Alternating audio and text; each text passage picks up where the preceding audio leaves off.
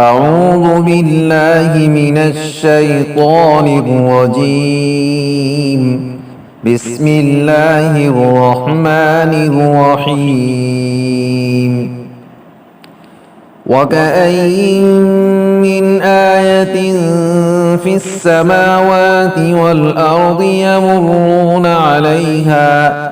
يمرون عليها وهم عنها معرضون.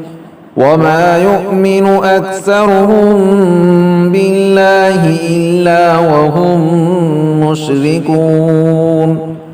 أفأمنوا أن تأتيهم غاشية من عذاب الله أو تأتيهم الساعة بغتة وهم لا يشعرون.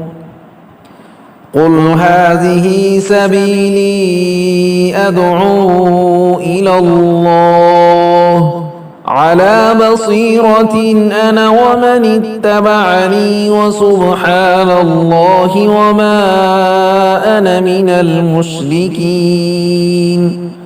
وما أرسلنا من قبلك إلا رجالا نوحي إليهم من أهل القرى أفلم يسيروا في الأرض فينظروا كيف كان عاقبة الذين من قبلهم ولدار الآخرة خير للذين اتقوا أفلا تعقلون.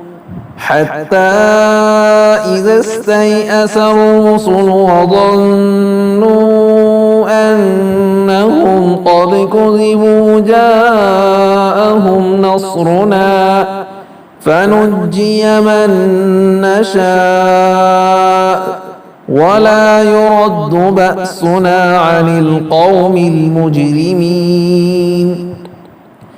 لقد كان في قصصهم عبرة لأولي الألباب ما كان حديثا يفترى ولكن تصديق الذي بين يديه وتفصيل